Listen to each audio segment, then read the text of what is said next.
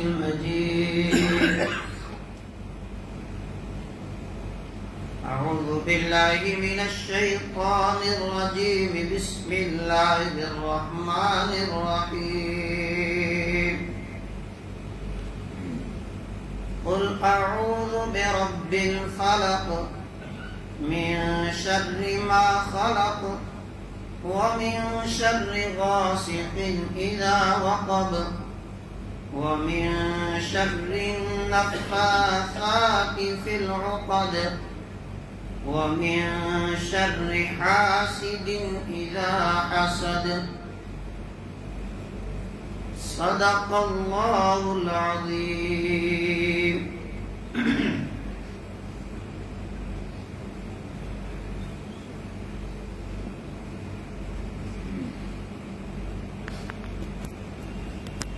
برادران اسلام، اللہ تبارک و تعالیٰ کا بے حد فضل و کرم ہوا جس رب کائنات نے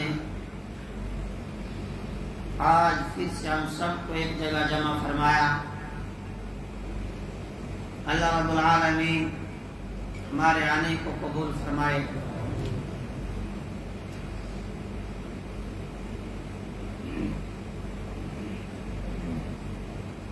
ایک سلسلہ ہم نے شروع کیا تھا کہ ان صورتوں کی مختصر سی تشریح اور ترجمہ آپ کے سامنے پیش کیا جائے جو ہر آدمی کو یاد ہوتی ہیں، اور نماز کے اندر ان صورتوں کی ہم تلاوت کرتے ہیں تاکہ ہر آدمی یہ سمجھ سکے کہ میں دوران نماز جو سورتیں تلاوت کر رہا ہوں ان سورتوں کے اندر میرا رب مجھ سے کیا کہہ رہا ہے اور میں اپنے رب سے کیا کہہ رہا ہوں.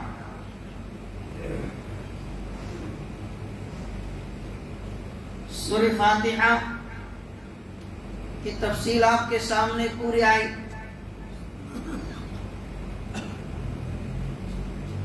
اور پھر بیچ میں رمضان المبارک کی وجہ سے سلسلہ رک گیا. آج میں پھر اس سلسلے کی طرف لوٹ آیا کہ وہ صورتیں جو ہر مسلمان کو یاد ہیں، جنہیں وہ اپنی نماز کے اندر دہراتا ہے، ان صورتوں کا ترجمہ اور مختصر سی تشریح ہمارے ذہنوں میں رہے تاکہ نماز کا جو سرور ہے، نماز کی جو حلاوت اور چاشنی ہے، وہ ہم بھی محسوس کر سکیں.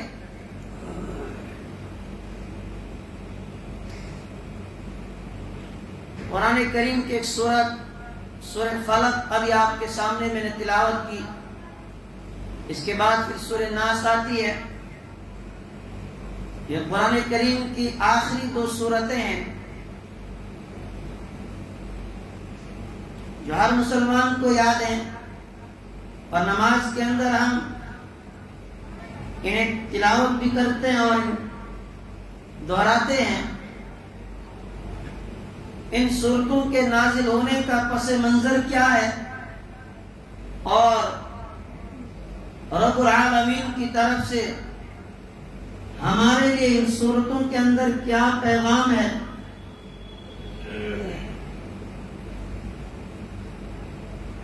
مختصر سی وضاحت آپ کے سامنے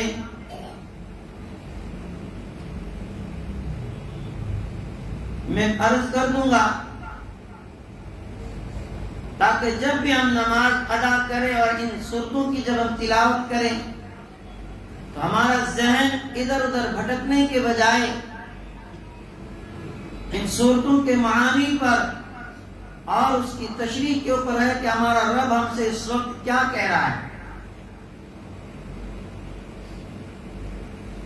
اعلان نبوت کے بعد میرے اور آپ کے آقا رحمت دو عالم صلی اللہ علیہ وسلم مکہ المکرمہ میں اپنی زندگی کے 13 سال گزارتے ہیں. مکہ المکرمہ میں لوگوں نے آپ کو کیسی کیسی تکلیفیں دی اور کس کس طرح آپ کو ستایا. پھر وہ وقت آیا کہ آپ مکہ المکرمہ سے ہجرت کر کے مدینہ المنورہ آتے ہیں. مدینہ المنورہ میں یہودیوں کی ایک بڑی تعداد آباد تھی اور یہودی مدینہ میں آئے اس لیے تھے کہ جب آخری پیغمبر آئیں گے اور ان کی کتابوں کے اندر یہ ساری تفصیل موجود تھی کہ وہ آئیں گے مکہ میں اور پھر وہ ہجرت کر کے مدینہ المنورہ کو اپنا مسکن بنائیں گے. تو یہ ان کے استقبال کے لیے پہلے سے آ کے مدینہ میں آباد ہوئے تھے. لیکن ان کا جو یہ گمان تھا، یہ سوچتے تھے کہ یہ شرف بھی ہم ہی کو حاصل ہوگا، اس لیے کہ آج تک جتنے بھی پیغمبر آ رہے ہیں وہ ہمارے خاندان میں ہیں، آخری پیغمبر بھی اسی خاندان میں آئیں گے. ابراہیم علیہ السلام کے جو بیٹے تھے حضرت اسحاق علیہ السلام اور حضرت اسماعیل علیہ السلام، اسحاق علیہ السلام کے بیٹے حضرت یعقوب علیہ السلام تھے اور جتنے بھی پیغمبر آ رہے تھے حضرت یعقوب علیہ السلام کا نام اسرائیل ہے اور ان کی جو آگے اولاد چلی جن کو بنو اسرائیل کہا جاتا ہے.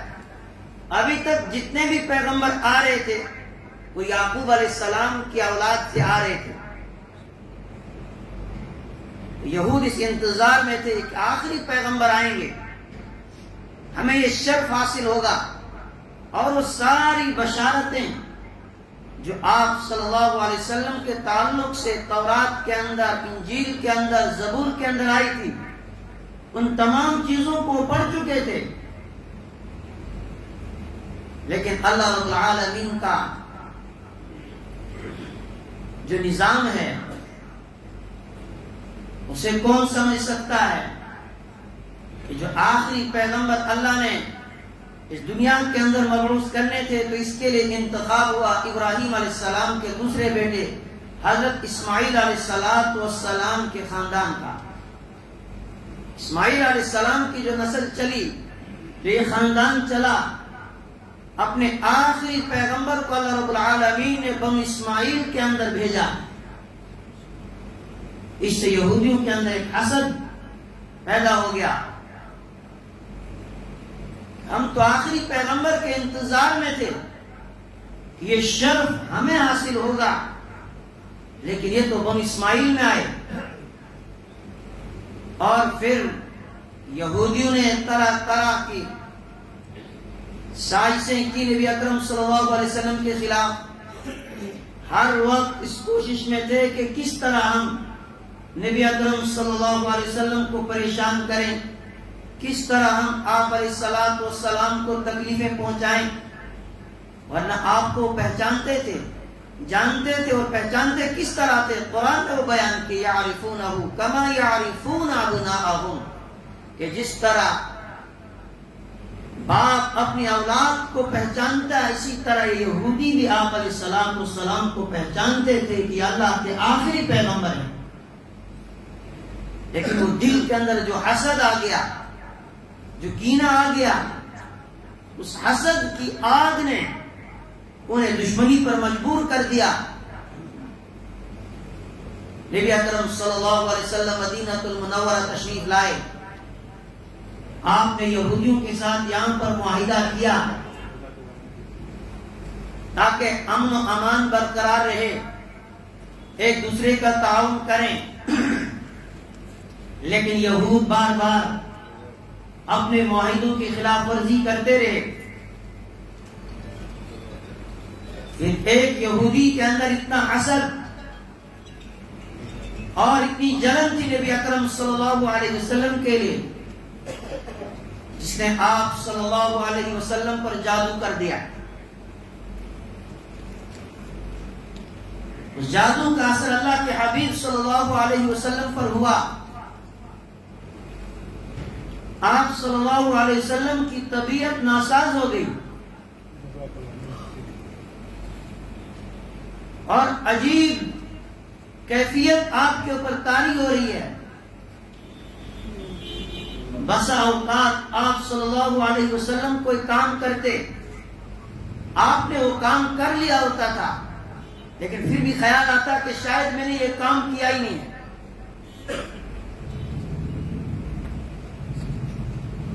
نبی اکرم صلی اللہ علیہ وسلم آرام فرما رہے تھے. آپ بیدار ہوئے. حضرت عائشہ صدیقہ رضی اللہ تعالی عنہا سے فرمایا کہ عائشہ، میری طبیعت جو ناساز ہو گئی ہے، میرے اوپر جو حالات اور کیفیات طاری ہو رہی ہیں، اس کا اصل سبب کیا ہے میں جان چکا ہوں. حضرت عائشہ صدیقہ رضی اللہ تعالیٰ عنہ نے پوچھا کیا سبب ہے آپ کی طبیعت کے ناساز ہونے کا؟ نبی اکرم صلی اللہ علیہ وسلم نے فرمایا کہ میں آرام کر رہا تھا، دو فرشتے آ کر میرے پاس بیٹھ گئے اور وہ آپس میں گفتگو کرنے لگے کہ اس صاحب کا کیا حال ہے. دوسرے نے کہا کہ ان کے اوپر جادو کیا گیا ہے. دوسرے فرشتے نے پوچھا کہ جادو کرنے والا کون ہے؟ اس فرشتے نے نام لیا کہ لبید بن عاصم ایک یہودی ہے. اس یہودی نے آپ صلی اللہ علیہ وسلم پر جادو کیا ہے. پوری تفصیل کہ جادو کس میں کیا ہے. کنگھی کے اندر اور ان بالوں میں جو داڑھی کے بال نکلتے ہیں، ان بالوں میں وہ کیا ہے. جادو رکھا کہاں ہے؟ کہو فلاں کنواں بیر زعفران، اس کنویں کے اندر اس کو ڈالا گیا ہے.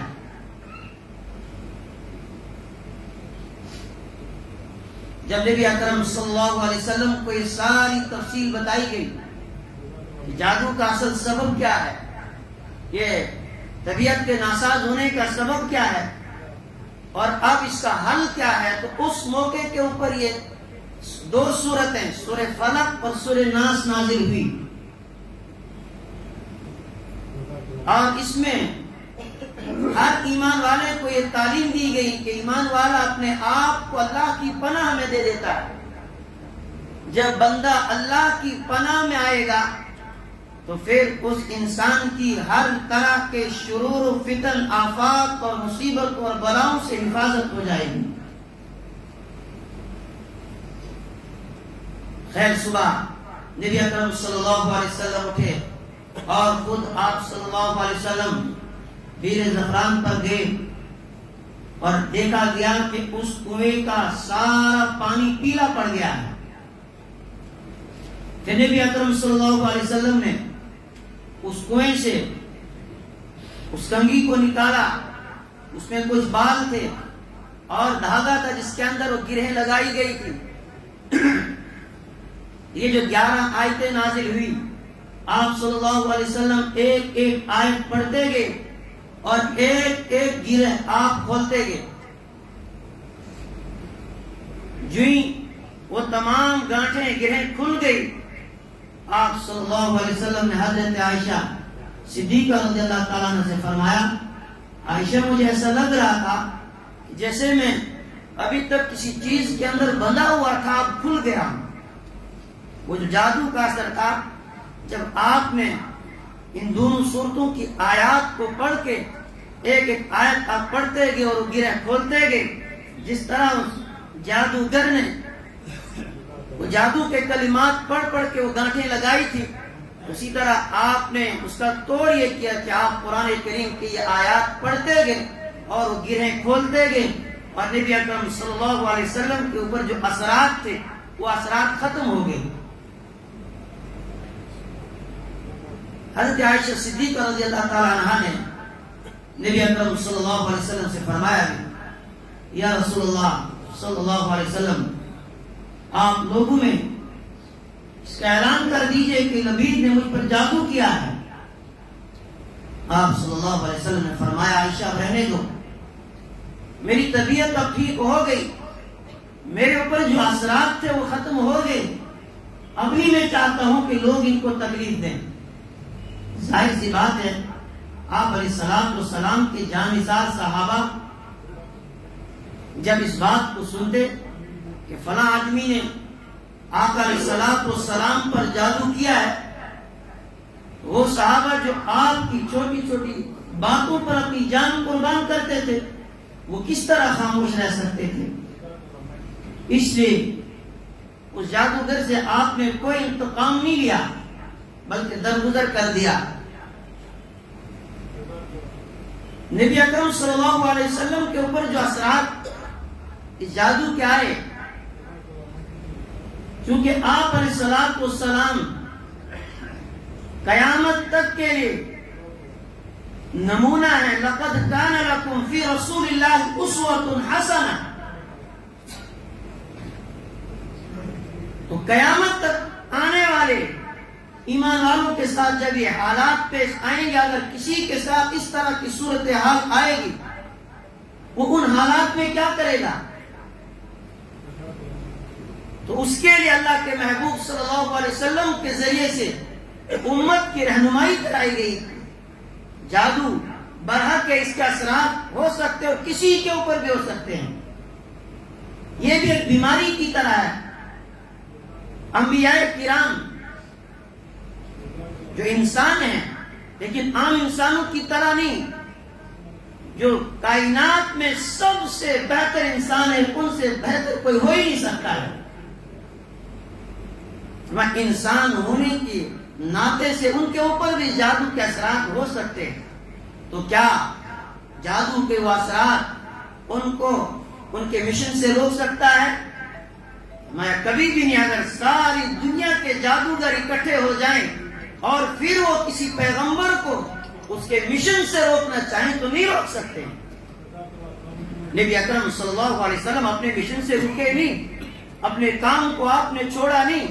ہاں، جو کچھ اثرات آپ پر ظاہر ہوئے کہ آپ کی طبیعت ناساز ہوئی، لیکن آپ اپنے مشن کو جاری رکھے ہوئے تھے، آپ نے اپنی دعوت کو نہیں چھوڑا بلکہ آپ کام کرتے رہے۔ اور پھر پروردگار کی طرف سے جب اس کا حل بتایا گیا، اس کا علاج بتایا گیا کہ اب آپ نے اس کا حل اس طرح کرنا ہے، اس کا علاج یہ ہے کہ آپ یہ سورتیں پڑھیں اور اس سے آپ کے اوپر سے وہ اثرات ختم ہو جائیں گے اور قیامت تک آنے والے تمام انسانوں کے ایک رہنمائی مل گئی۔ جس طرح آج بھی حسد کی وجہ سے، کینہ اور بغض کی وجہ سے لوگ ایک دوسرے کے اوپر جادو کرتے ہیں، پھر ہم کبھی ادھر بھاگتے ہیں کبھی ادھر بھاگتے ہیں، اور پھر بعض مرتبہ انسان خلاف شریعت کام بھی کرنے لگتا ہے، اور اس کی وجہ سے کئی جعلی جو عامل ہیں اور پیروں نے اپنی دکانیں کھول لی، جنہیں لوگوں کو لوٹنا شروع کر دیا، انہوں نے بھی اپنے وہ جادوئی کلام سیکھے اور طرح طرح کے کرتب لوگوں کو دکھانے لگے۔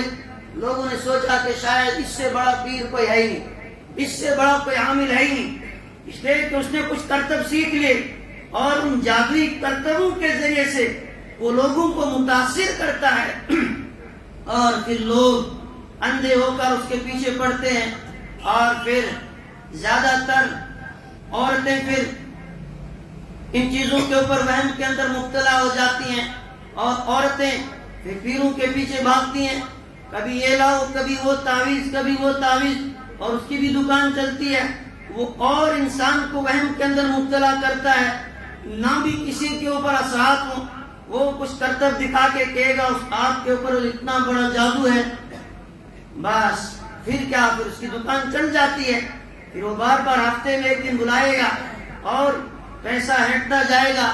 لیکن قرآن نے کوئی ایسا میدان نہیں چھوڑا کہ جہاں پر اللہ رب العالمین نے ہماری رہنمائی نہ کی ہو، جہاں اللہ کے محبوب صلی اللہ علیہ وسلم کے ذریعے سے امت کی رہنمائی نہ کی گئی ہو۔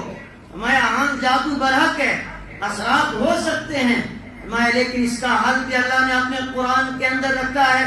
اس کا حل بھی اللہ کے محبوب صلی اللہ علیہ وسلم کے ذریعے سے امت کو بتایا گیا. اور پھر آپ صلی اللہ علیہ وسلم کی زندگی کا معمول رہا. آپ ہر نماز کے بعد ان 2 سورتوں کی تلاوت کرتے ہیں جن کو معوذتین بھی کہا جاتا ہے. آپ نماز کے بعد معوذتین پڑھتے, آیت الکرسی آپ پڑھتے, سورہ فاتحہ آپ پڑھتے.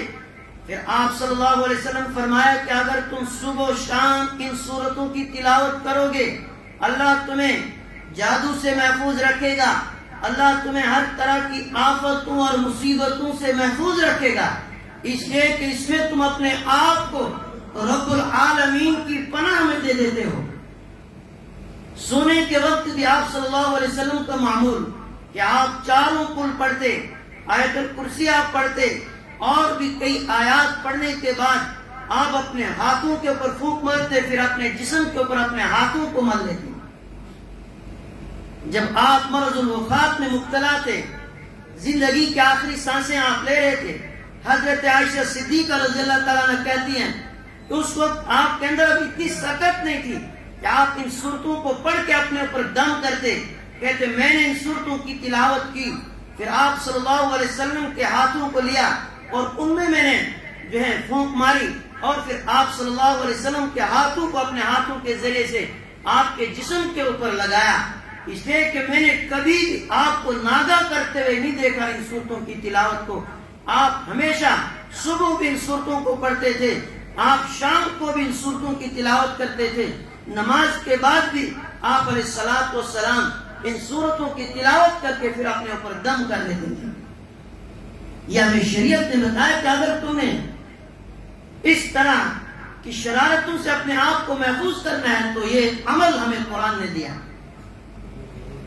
اور اس میں انسان اللہ کی پناہ میں آتا ہے. اللہ کے حبیب صلی اللہ علیہ وسلم کو حکم دیا گیا, قل اعوذ برب الفلق, میرے محبوب آپ کہہ دیجئے میں پناہ میں آتا ہوں صبح کے رب کی, جس کے حکم سے صبح نمودار ہوتی ہے, پورا عالم روشن ہو جاتا ہے, اس رب کی پناہ میں آنا چاہتا ہوں میں. اور کس سے پناہ مانگ رہا ہے؟ من شر ما خلق, تمام مخلوقات کے شر سے, چاہے وہ انسان ہوں, چاہے وہ جنات ہوں, یا کوئی بھی مخلوق ہے, ان تمام مخلوقات کے شر سے آدمی پناہ مانگتا ہے اور اللہ رب العالمین کی پناہ میں آتا ہے.